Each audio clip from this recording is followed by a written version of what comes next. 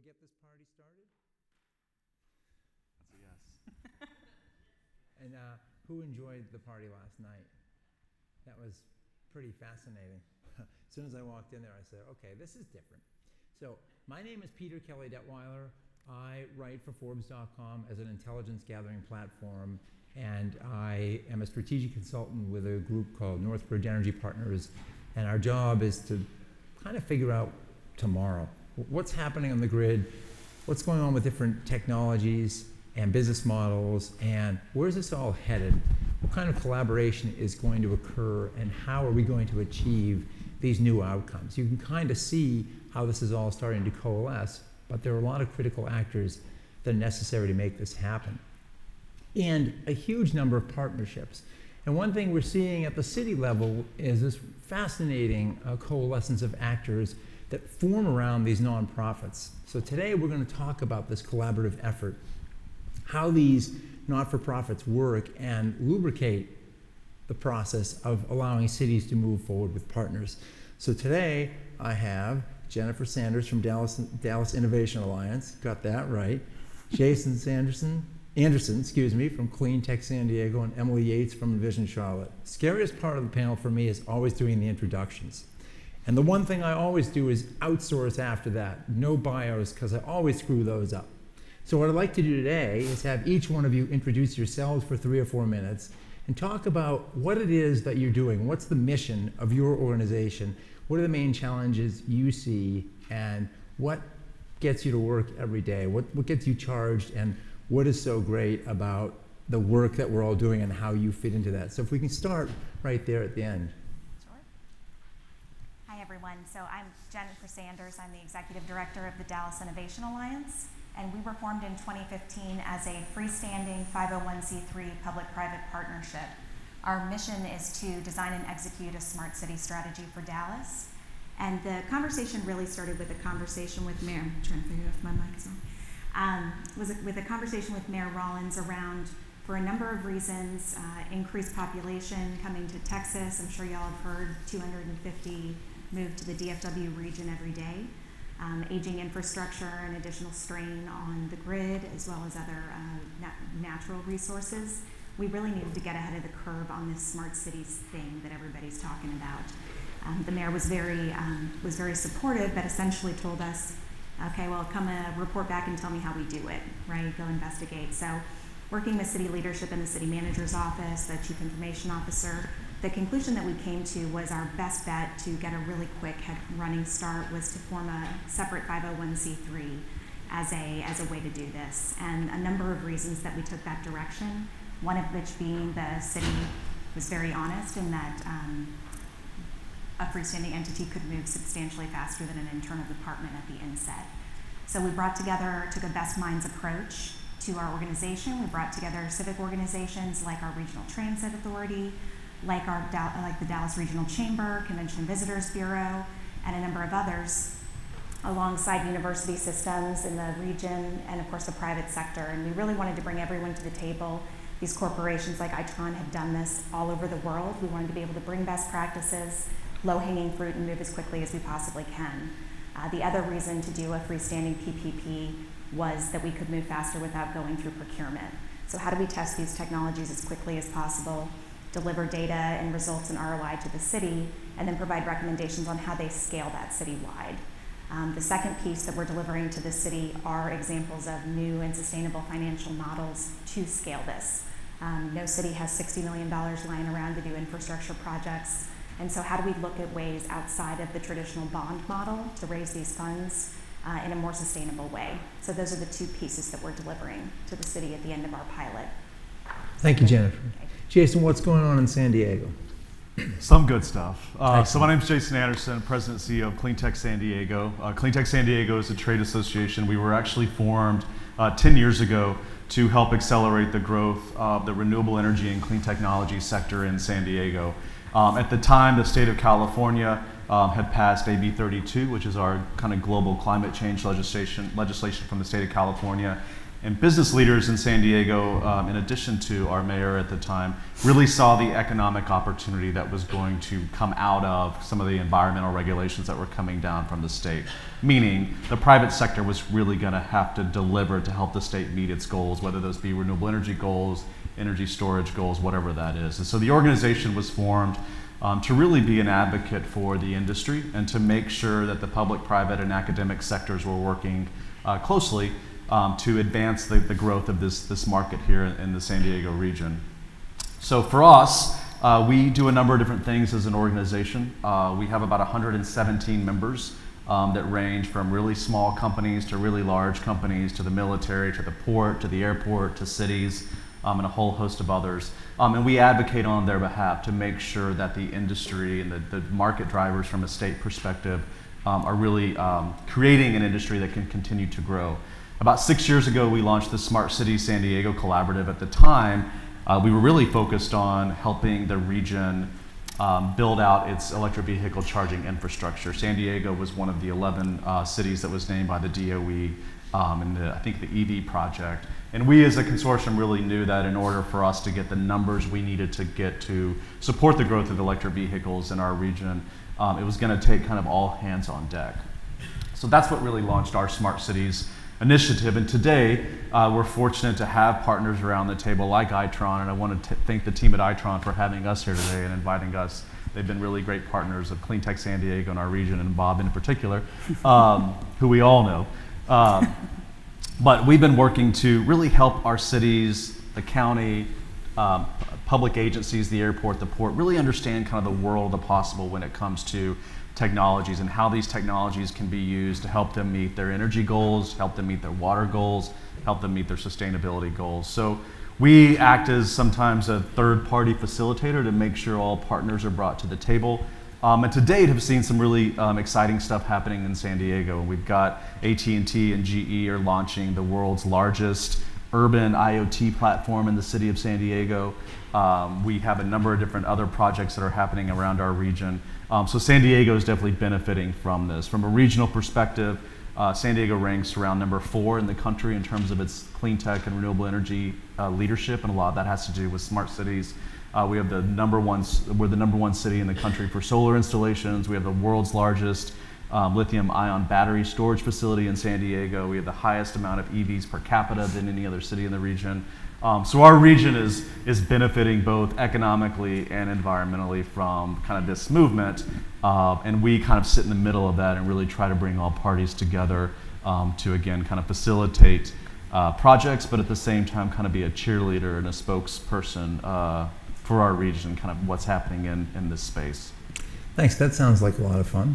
Emily, Charlotte already got a shout out yesterday on the main stage where they talked about the $26 million in savings in energy efficiency in buildings and 19%. So they kind of stole your thunder on that one. But it's not the only thing you're working on at Envision No. Charlotte. Can you elaborate a little bit and tell us all what you're working on? Certainly. Well, good morning, everyone. My name is Emily Yates. I'm Deputy Director with Envision Charlotte.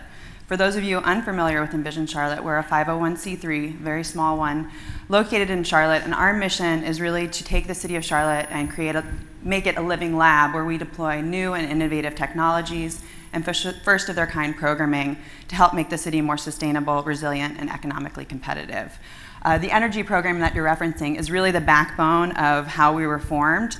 About 6 years ago, CEO of Duke Energy, Jim Rogers, got together with several leaders in Charlotte and said, we're known as a financial district. At that time, we were the second largest financial district outside of New York City. We recently got bumped to third by San Francisco. But they wanted to be known for something else. And they said, let's make our uptown, which is actually our downtown, but it's on a hill, so we like to call it uptown, 20% more energy efficient and do this over 5 years. A group of them went up to New York and pitched it to the Clinton Global Initiative. Bill Clinton said, that's awesome, go home and do this. And they came home and had no idea how to implement this great idea. So they did a lot of research and they came up with the idea that they needed to form an entity, a 501c3 outside of all the sectors to really to act as an independent facilitator and to drive public-private plus partnerships, plus being the utilities and the university, and bring them to the table to implement this energy program. So we started off by identifying that biggest impact would be had in buildings that were 10,000 square feet or larger of commercial Class A sector, and we identified 64 of those buildings. And because we had the buy-in of this public-private plus partnership from Duke Energy, Bank of America, Wells Fargo, we were able to get 61 of those buildings to sign on to an energy pledge. That energy pledge consisted of agreeing to work to reduce their energy consumption by 20%, of having a shadow meter for more granular data installed, and then also installing a kiosk in their lobby so that the tenants could participate in the behavioral changes that would be required to achieve that 20%. We had a lot of success, as you heard. We reduced it 19%, so we didn't hit the 20% target, but we were really quite happy with that 19%. And because we are a financial district, we felt it was important to not only equate it to CO2 emissions reduced, which are equivalent to 11,000 cars being removed off the road or powering 10,000 houses annually, but it also saved those participating buildings $26 million that could then be reinvested in other efforts for their companies. So it was really an economic driver as well. Based on that success, we got additional funding, and we now have a program with the Department of Energy to expand it to 200 buildings. And we've also expanded our scope. Our board came back and said, this is great. Let's work to reduce other things in the city and really help make Charlotte a global leader in sustainability. And so we have programs now in waste, water, and air. And our role, similar to Jason and Jennifer, sorry, I'm so used to talking about my boss, Amy, I was going to say Amy. Same as Jennifer and Jason, is that we're really there to facilitate. Because we are that independent, not-for-profit, we are invested in the city succeeding. It's not about a profit for us, it's really about the city being economically and environmentally resilient. And so I think that being in that unique space really has allowed us to have a lot of success as a result. Thank you. So before we came up here, we were sharing pictures of our dogs. And if you ever want to build a panel and create trust among the participants, just ask everyone if they have a dog, and they'll pull out their iPhone, and pretty soon you're all looking at pictures of dogs. But let's switch to another house animal here. What you all are really doing is herding cats, right? Because, I mean, you're talking about 100 plus members in San Diego, and in Charlotte, you're dealing with a multiplicity of building owners and REITs and energy efficiency folks and utilities and so on. You're working with the same kind of challenges, getting RFPs going and so on. What's the secret sauce for getting all those people in a room, pulling all those cats in traces, pulling that sled in the right direction? How does that work? What's the magic on that, Jennifer?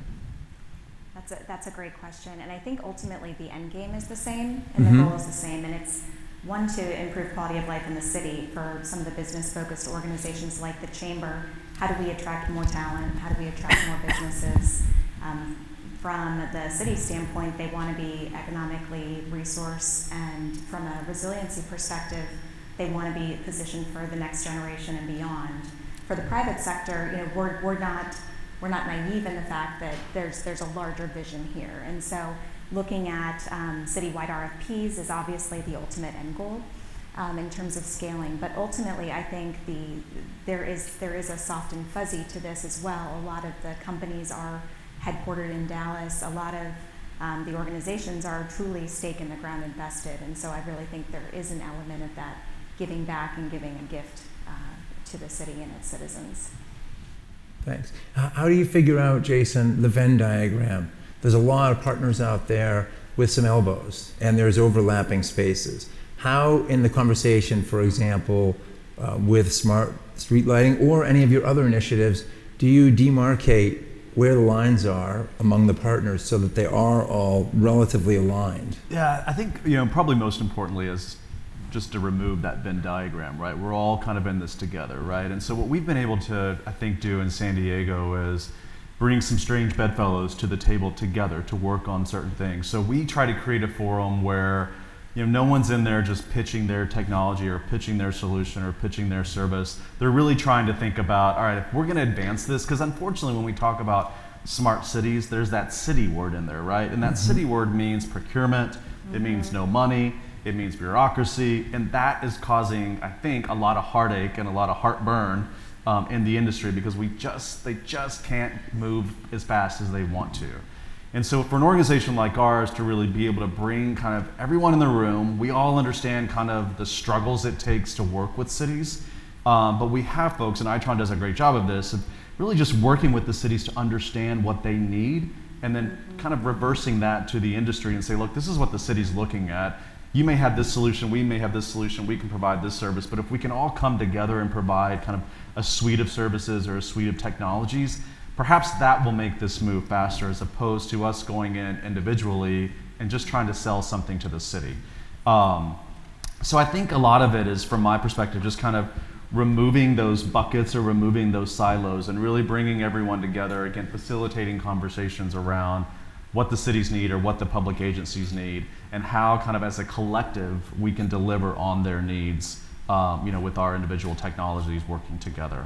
That makes sense, but if this is a potluck dinner, how do you decide who brings the salad, who brings the lasagna, and who brings the cookies? Fortunately, I don't have to decide that. If I was hosting a potluck dinner, I would decide that, and I would do that based on who I knew brought the better salad and who made the better cookies. That wouldn't be a hard thing to do, right? But I think what we've seen is, that's the private sector's responsibility, right? I think we've created this kind of non-competing or non-competitive group where, for the most part, everyone gets along and works really well together. Not to create the kind of this Pollyanna image, but I think there's, people know what their strengths are at the table. We sit in San Diego with not a lot of corporate headquarters. We have Qualcomm, and they're obviously a big player in the San Diego market. But people come in knowing what their particular strengths are, and that's for them to figure out. I'm not going to figure that out. I'm technology agnostic. Right. I'm a neutral third party.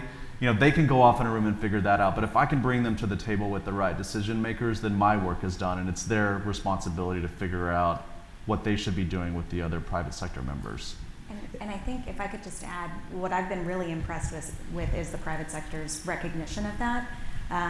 Everybody is swimming in their own lanes. Everyone knows they can't bring everything to the table, and particularly looking forward to these larger projects with the city that cross departments. If these kind of alliances between companies can come to the table and say, we can do everything, we can do it together, and we've already figured out how to manage those integrated pieces, I think everybody benefits. And I think cities are really honest in the fact that they know there's a problem with procurement, they know there's a problem with silos. And so one of the benefits, I think, of a third-party entity like all of us is educating the city, educating individual departments on here's what Smart Cities is, here's how it can impact and benefit you, and here's how to not get distracted by a shiny object, but look at the use case and the problem first. I think it's really easy to get distracted and then find a problem you can use this to solve because it feels really fun and flashy and things like that. But so that education piece, I think, has been critical too. We're working with over 20 departments at the city right now, and just that piece, I think, has been so helpful in them talking to each other. Thank you. And in the conversation, Emily and Charlotte, does it start there with the city as well at this point in terms of what are the primary objectives that need to be achieved within the greater municipality?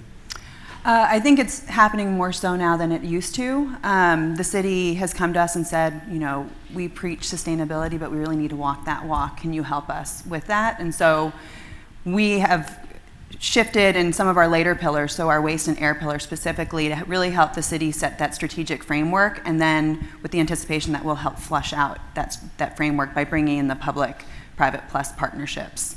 For us, it's really the role that we play is helping in that longer-term strategy and identifying the win-wins. A lot of it for us so far has been just having the conversations with them and really listening and trying to put the puzzle pieces together.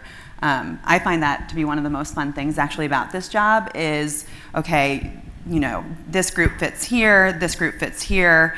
It might not be a profit, but they get the PR, and kind of sorting the pieces and really thinking through how can this be a win-win and how can we link and leverage the various efforts that are happening so that it's a more efficient process that can be implemented quicker.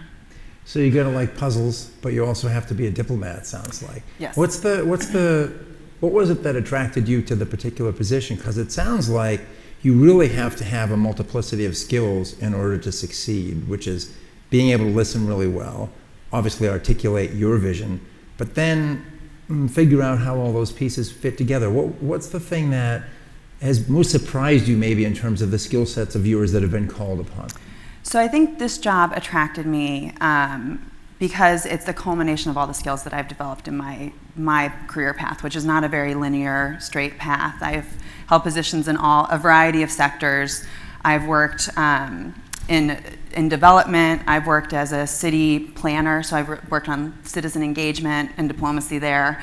I've done private consulting on economic development. So I think I have a very high-level understanding of a broad sector of things. So you know how they think a little bit and what they need. I do, Yeah. and I think also I miss being at the local level. I was working in my last job sharing best practices around economic development and sustainability to cities in Europe and the US, and I was saying, hey, Charlotte's doing really cool things, or Dallas is doing really cool things. San Diego, Berlin, you should look at San Diego for their clean tech. And I really missed having my hands kind of in the mess and making things happen. So the fact that this merged all my interests and allowed me to really touch on things that are having an impact was what pulled me. Thank you. And obviously this forum, this whole conference is about cross-pollination and partnerships, right? How do you, I'll pick on you, Jason, in San Diego, how much of your job involves either taking best practices from other places and figuring out how to apply them to San Diego, or sharing lessons learned in your city to other places in the United States or even globally? What part of your job is that? So when San Diego was started 10 years ago, we really saw kind of San Diego as a playground. We call it a clean energy playground, right? Yeah. So if we could help the private sector prove their technologies locally, it was our goal that they would have a global impact, and they would be able to kind of prove it in San Diego as a testing ground, and then take those technologies or take those services to other markets. So companies like to start there because it's a... Well, we want them to start there, right? Yeah. We feel like we have created kind of this mentality there where, we're piloting projects at the port, we're piloting technologies at the airport, at Petco Park, which is our baseball stadium. And so we're using those for companies and trying to engage with technology companies as well as kind of site hosts to really prove the technology, so that when they do want to expand to Dallas or on the East Coast, they have a proof point of how their technology works and how it kind of works in a real setting. So that's it. We always think about that. Like if we can prove it in San Diego, in California, which from a regulatory perspective is a nightmare to do business, right? And if you can figure it out in California, I feel like you can probably figure it out anywhere else in the world. If you can make it there, you can make it anywhere. You can make it anywhere, Yeah, right? Okay. So, I think we kind of look at things from that perspective. But I also, and we were talking last night over the rocket fuel, I think is what we were drinking, right? That these types of forums where we are engaging, folks like us are talking to each other, and to some degree we're competitive, but at the end of the day, we're serving our members and we're serving the organizations and the companies that we work with. But if Jennifer's doing something, which she is, that I want to do, then I need to learn from that and figure out how do I replicate that in a San Diego market. And same thing with Envision America, Envision Charlotte. So I think there's a lot of kind of, individuals like us in our position are looking at other regions around the country and around the world to really figure out what's working on the ground in these other markets, and how can we take those best practices and learnings back to our own individual regions. I'm not just working with the city of San Diego. There's 18 cities in San Diego County, and they're all to some degree or another kind of involved with what we're doing. But if I can learn from other regions about how things are working or how projects are getting implemented, or how partnerships are being formed, then that's really beneficial to me, and more importantly to the members that support our organization. And do any of you run conferences for this sort of thing? Yeah, actually it's nice to be on stage with these guys because for 2 years now we've hosted a conference called Envision America. In 2015, at the launch of the Obama administration Smart Cities program, they came to Envision Charlotte and said, hey, you guys have been really successful and gained some recognition around this. Can you go and share your model with other cities? And at the time, my executive director, Amy, was like, we've got 3 people. We can barely keep up with what's on our plate now. We can't go to other cities, but we can invite cities to Charlotte, and we can create a conference that can be an opportunity for peer-to-peer learning, for cities to step away from their desks for a few days and really think through some of the challenges that they're having and connect them with our industry partners who have the know-how and some of the solutions.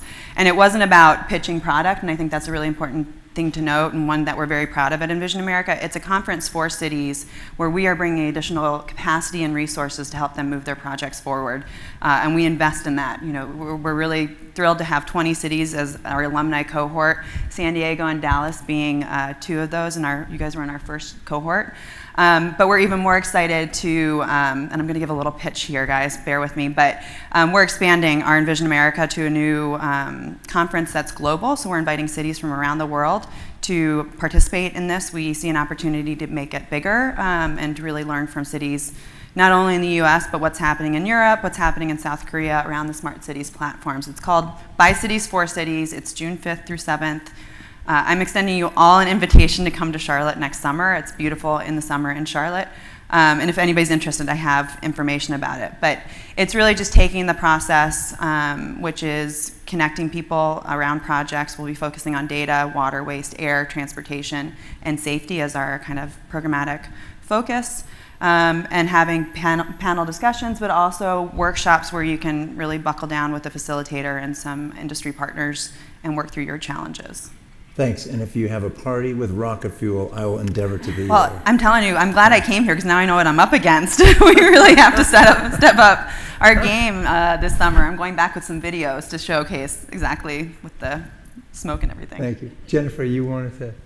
Oh, sure. So we took, this past year, we did a conference called Thanks. the Smart Texas Revolution. And so rather than going bigger, we went smaller. I constantly hear from other cities in DFW and across Texas that are just saying we don't have a clue how to start, and primarily small and mid-size. Wait, somebody in Texas went smaller?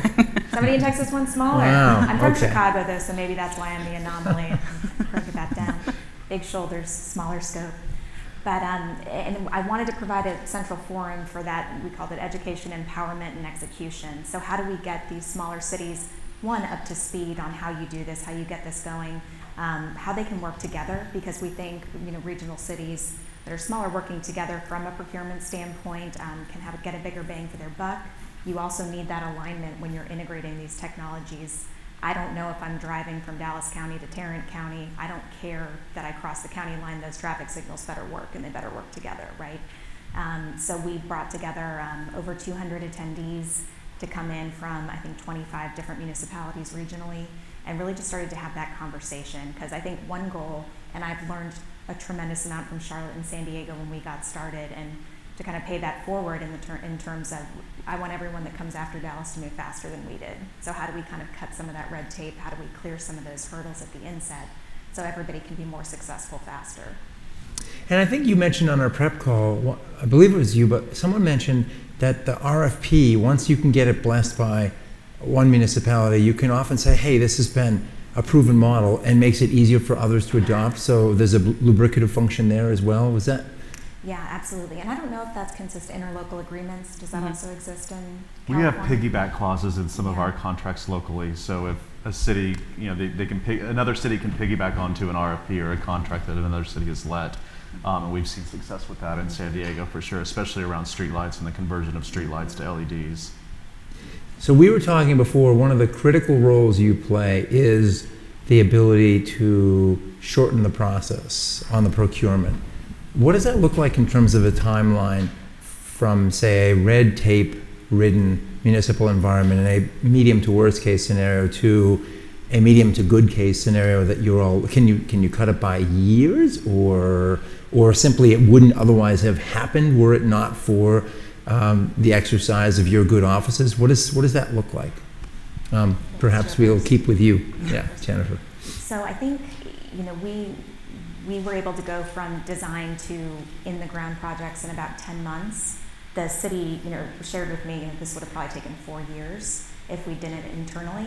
So I think just in terms of getting that proof So about of 5 concept, times faster, basically. about 5 times Yeah. faster. We did not have to go through procurement. So I think that's important just to note, that we did Yeah. not get everybody through a procurement process. But what we've learned from other cities and from Dallas as well is a lot of times cities write these RFPs still really not knowing what their requirements actually are, what they really need from these projects.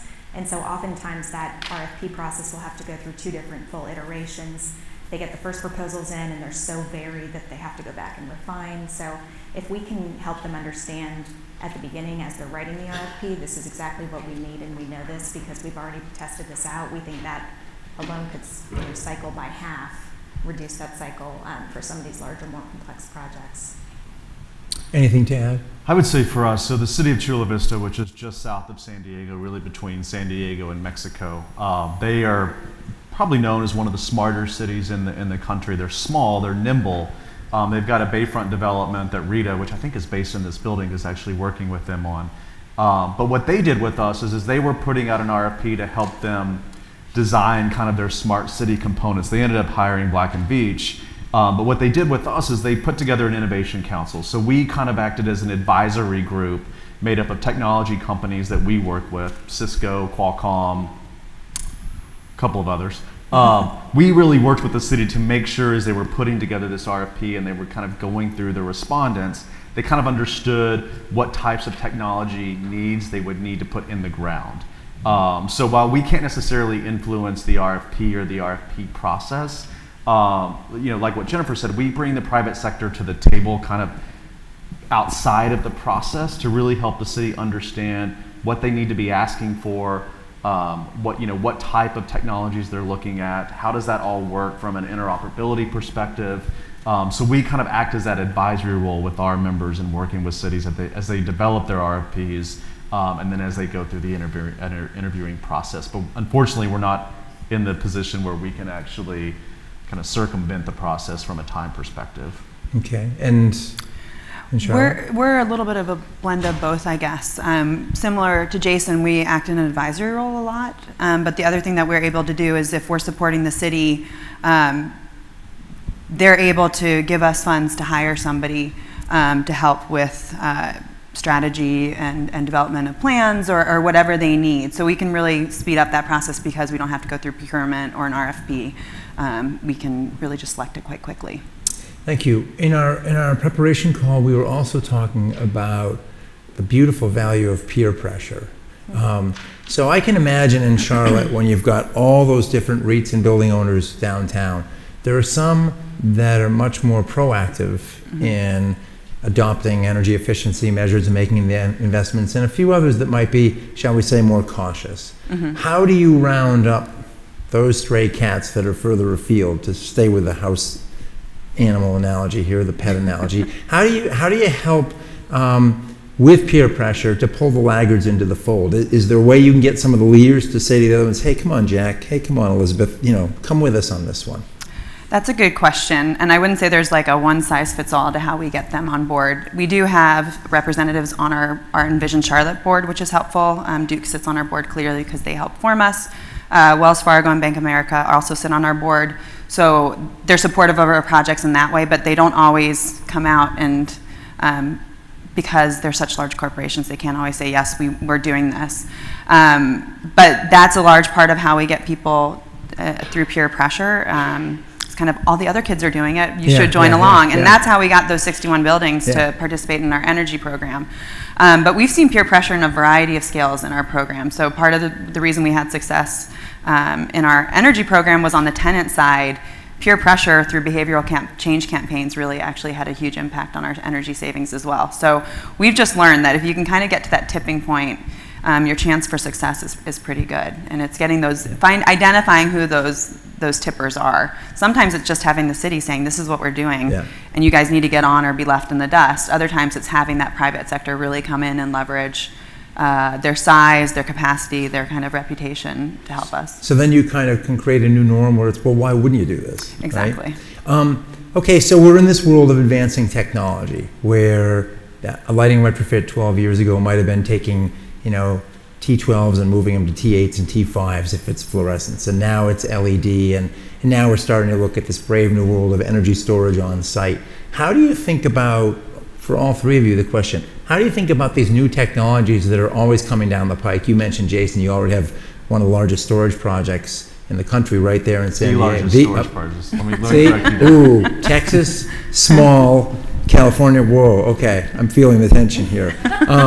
So how I'm from Texas too, so I get it. See, he comes by it naturally. He can't help himself. How do you look at these new technologies and figure out when they may be market ready and how you then work with, or do your vendors come to you? What does that process look like in terms of technology adoption? Since you jumped into the fray there, let's start with you. Yeah, so for us, again, we're technology agnostic, right?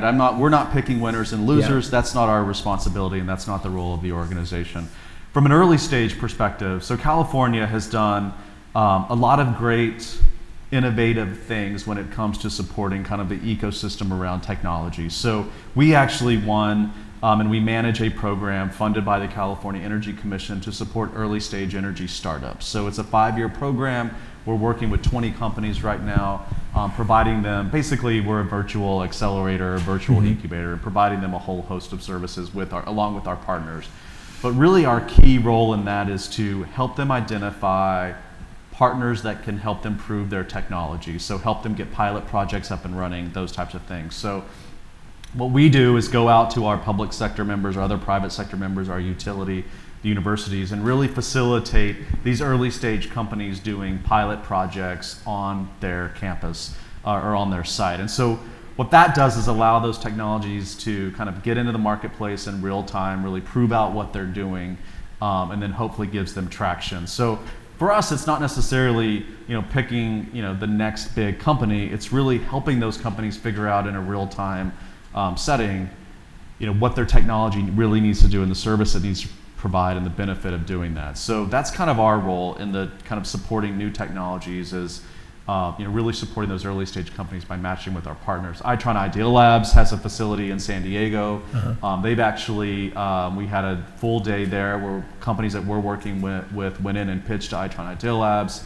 So we're just trying to make, again, that bridge between other folks that could use these technologies, support the technologies, pilot the technologies, and those early stage companies that are just trying to get their product to market.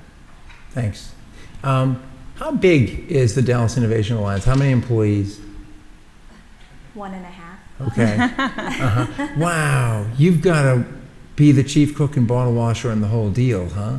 It's a lot of hats, but our partners, I mean, to be clear, our partners help us enormously in terms of carrying some of the lift, helping with project management, helping with standing things up. So, and the city, we actually didn't ask the city for any public funding at the inset, but what they have done is provide us with a great deal of access and a great deal of staff support in order to get this done. So I'm the only full-time employee, but obviously it would not be possible without time and human capital investment from our larger group of partners as well.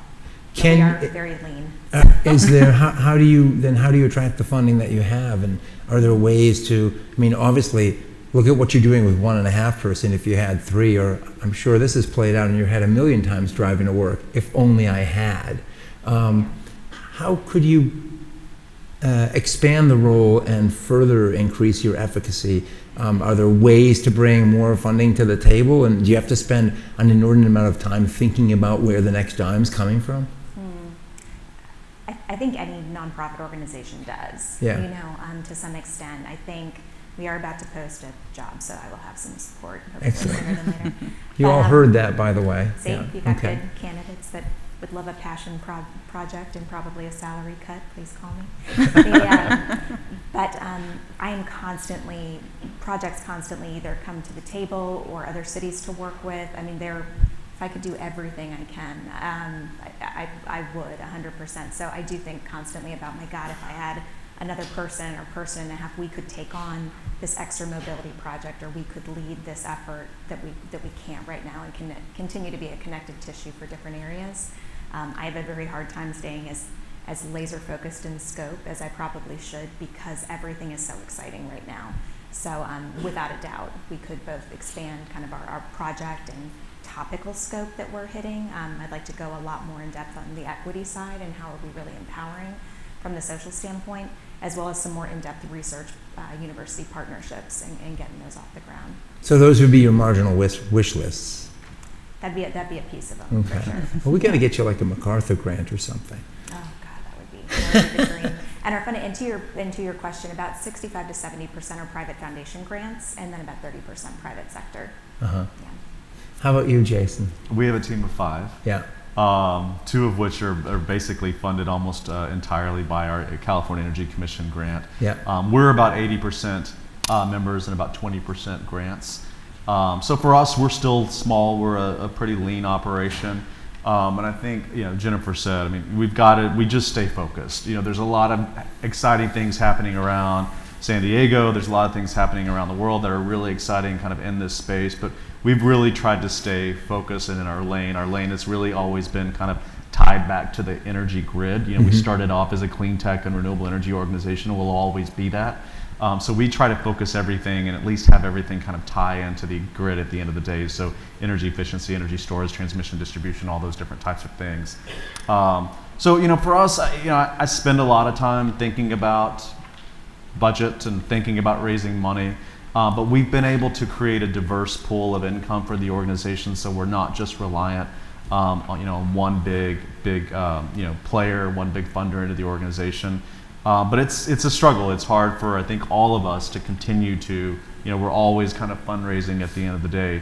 And that's difficult, and I wish we didn't have that problem. But, as a trade association, it's kind of what we do, right? And so we've got great supporters, we've got great members, and, we try to keep them happy and engaged. And 10 years later, I think we've been successful, and, hopefully we'll be around for 10 plus more years.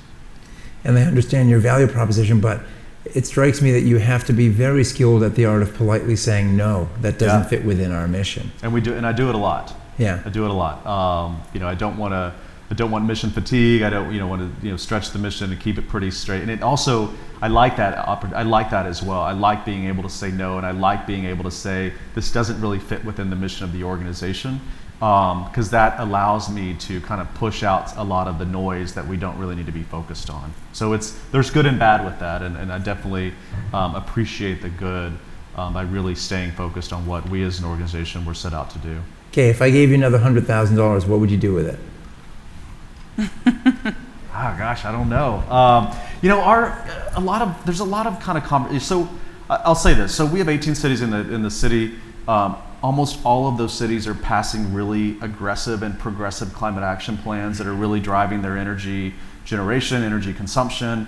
And I'd love to be able to get inside of all those and dig a little bit deeper and really figure out how, and really work with the private sector to really help the cities understand that they have these really great goals around energy generation, reduction, whatever it may be, but they're not going to get there without the private sector's involvement. And they understand that, but I think to dig into that a little bit more and to really facilitate those conversations more, I think would have a pretty significant impact, again, both on the environment and the economy. And we don't have the bandwidth to go through every city or agency's climate action plan and really help them figure that out. But I think there's a lot of opportunity there, and I think that at least in our region, those climate action plans are really driving the growth of this industry locally. How about you, Emily? How big's Envision Charlotte right now? We're slightly bigger than Jennifer. We're 3 people. Okay. You could use the $100,000 too. I was going to say I would just hire somebody else on board. Yeah. So we get a lot of our funds from corporate fundraising. Amy, my executive director, has a history with the chamber, so she's very skilled. Anybody who knows her knows she's a very skilled fundraiser. I'm getting some nods from people who know her. So she does a great job kind of looking to our corporate partners for fundraising efforts. We're also starting to, we'd love to be endowed, right? Because then we wouldn't have to worry about fundraising. Yep. That's not going to happen anytime soon, but what we are trying to explore is looking at more multi-year grants. We have one from the Department of Energy for 3 years. That funds my program coordinator's salary, 75% of it. That's up in July. So it kind of puts us in a position where we need to think about how are we continuing to fund her position, and how can we sustain it for a longer period of time. I was the president of the local watershed association outside of Boston, so I feel your pain. There's always so much more you could do if you just had the resources. Let's talk about best project. I mean, you obviously have the efficiency one to point to, which is really a flagship. What else is happening in Envision Charlotte that you like to talk about in terms of projects that are cool and Well, everything we do is really cool. Yeah, but like what's one that's really interesting that you like to, for example, if a journalist called and said, okay, I'm Peter Kelly Detweiler from Forbes, give me something that I want to write about. And I already know about the city of Charlotte efficiency, so don't give me that one again, Emily. Something new for me to write about for my readers. What do you got for me? Well, I would have to say right now, it's probably because it's occupying most of my work, but one of the things I'm really excited about is our work in the air pillar, which is around greenhouse gas emissions. So to your point about all of these cities are setting really aggressive climate action plans. Charlotte is right up there. We want to set aggressive targets, be realistic about the risk that we're kind of undertaking with that. But the work that we're doing with this dynamic modeling tool out of Europe will have a future scenario discussion amongst city departments, so really breaking down the silos of our city. A lot of our city departments are great and doing amazing things, but they're not talking to each other. So this is going to look at our energy mixture over the next 50 years, how it affects our greenhouse gas emissions, what we're projecting out, and it's really going to, I think, shape the trajectory of our city as a climate forward. And you're going to be pivotal in that conversation. We're leading that effort. Excellent. So we're really leveraging our partnerships. The utility will come to the table clearly because energy is a huge emitter. We have our Charlotte Water team that will be participating and a variety of other departments within the city. Thank you. Jennifer, what if I were to put my Forbes hat on and ask you a similar question? What are you doing that's really cool that would grab, project-wise, that would grab the imagination of the reader? Where's the mental Velcro there?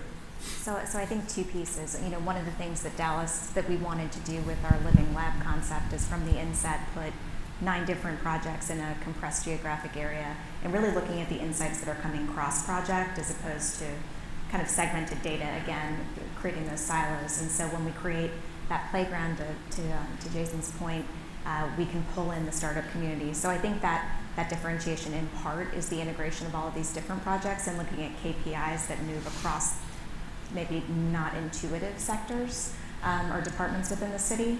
The second piece that's really new that I'm super excited about is there was a downtown park within the Living Lab that was just approved. It's an infill parking lot park, reverse the paved paradise and put it in a parking lot. And we're working with the city and the foundation that's matched funds to get this done to create the smartest park in the world.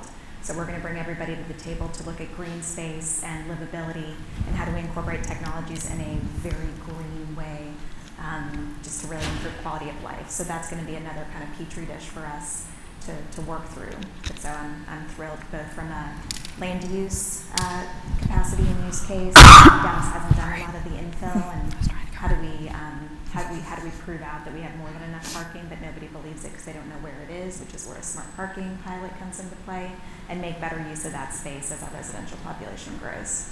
And then how do you get the city and others? So you got this living lab, you got really interesting stuff going on there that has enormous implications for urban America.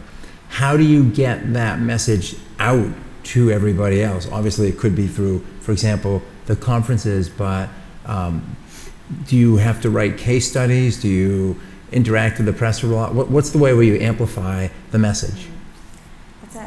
That's a great question. So I think, in some it's putting writings out there, whether it's blogs or kind of cross-posted pieces. I mean, we've been really lucky in that Envision Charlotte really paved the way for us in this model, but the model is still new. So with the amount of kind of inbound interest we've gotten from cities and reporters and other entities to really learn, what this model is, how it got started, and what it can achieve, has been pretty organic. And we kind of joke that we actually feel like our profile is higher in some cases outside of Texas than it is kind of in our backyard. So while within the city and some other partners, we feel like we're actually doing a better job out of market right now. So. Thank you. You mentioned Petco Park. What's going on there? What's the project? So Petco Park, it's actually an older project, but they've gone in, company OSI Soft, and a company called SenseOps and Qualcomm has gone in and put sensors in all the concessions in Petco Park to really help them start to, they had one utility bill. Yeah. They wanted to start to really understand how they're using energy and water at a granular level. So that was a pretty exciting project, one of the first of its kind of from an MLB perspective. So now the convention center, the airport, other kind of properties or property owners that has concessionaires are looking at similar types of things, because at the end of the day they want to be able to and turn around and bill that beer stand, like, you're using this much energy, you're using this much water, like, we need to charge you for that. Yeah. But I think what's happening in San Diego, probably kind of the most exciting project right now in San Diego, is the partnership with AT&T and GE Current and Intel and the street light and sensor deployment. So we're retrofitting 14,000 street lights in the region to LEDs. And then they're going in and installing 3,400 sensors in those street lights to do a number of different things, basically to collect a bunch of data. and we're starting to host hackathons and other things to help the city understand what they can use with that data and the different types of services that they're able to provide to the community using that data. So there's parking lot optimization, there's shot spotter, so you can pinpoint where gunshots are. There's the ability to monitor traffic from a pedestrian perspective and really understand where there's a massive amount of people at any given time. They're able to do adaptive controls on the lights so they can lower them if no one's in the area and raise them. And what's happening right now is David Graham, who runs that, who we all know up here, he's with the city of San Diego, he's bringing in all the department heads so that they have access and they can understand, well, if this data is coming down, how can we now use it? So it's really exciting. It's creating this new conversation in San Diego, but more importantly, I think it's creating this kind of sense of connectivity within the city and within departments to understand that there's this new influx of data that's going to be coming, and how can these different departments, from public safety to public works, use that data to provide services or to streamline some of their operations. So it's an exciting project, and AT&T and Intel and GE have piloted it in San Diego. The installs are happening. We're getting data. We're hosting hackathons. Developers are creating apps. So it's I think an exciting time. And it's, again, we use it as a playground and hope that it goes into other cities across the world. Sounds like it's a little bit of a central nervous system that's emerging. For sure. Huh. Yeah. Well, we have a little bit less than 10 minutes left, so I wanted to open it up to the audience for a question or two, and then I wanted to get final statements from the panelists. So does anybody out there have a particular burning curiosity they'd like to get satisfied? Over here. Hi, thanks for being here. Henry Presente with Itron. So some of the cities that you're advising, seems like they want to do something, but they don't actually know exactly what they want to accomplish, and they don't know how they want to get there. So when you're advising them, how do you balance giving them counsel about what the outcome should be and letting industry and other organizations take them there, versus what might technology or process or people, what might be the implementation aspects that they need to deliver? So personally, I never advise them. I have the private sector advise them. I think that's where they're going to get the best amount of information. So for us, it's more about bringing our members and our partners into the room to really kind of walk through with them, what they're looking to do, what type of budget they have, what do they want to achieve. And I think it's really the private sector's responsibility, and I think to come into those conversations and listen to the city, understand what they need, and then provide them a solution. So I never walk in alone and advise anyone that we're working with on what they should do. I bring a team of professionals that have a suite of services and let them have those conversations and work with the city in figuring out how to take them there. Any other questions?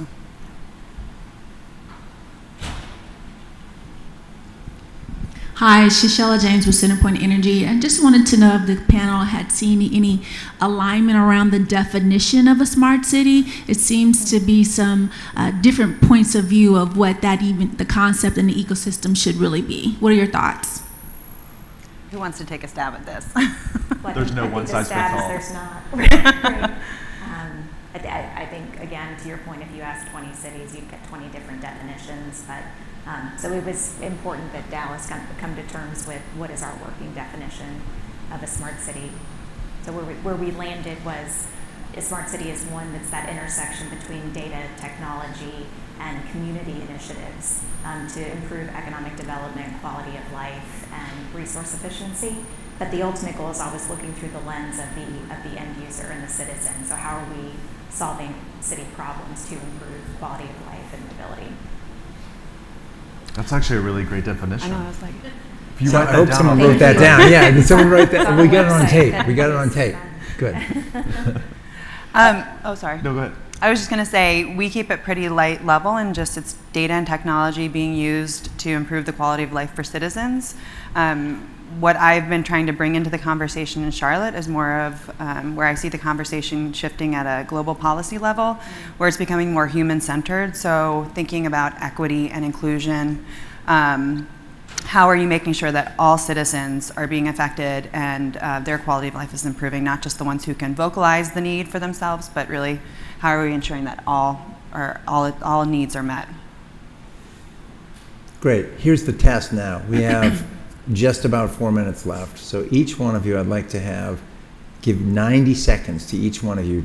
The takeaway you want this audience to walk away from this conversation from your perspective. So I'm going to put you on the hot seat first there, since we started with you, Jennifer. Man, I could keep it really simple. So one of my favorite quotes is from Bill Nye, the Science Guy. And he just says, everyone you will ever meet knows something you don't. And I think that what we've learned through this process is how critical it is to bring all of these entities to the table and really listen, and understand that you don't want to replicate the wheel, which is why I call David in San Diego all the time, and I call Amy regularly. But the point being, how do we be connective tissue? How do we take a best minds approach? And how do we learn from everyone we interact with, because everyone's coming from a different perspective. Thank you.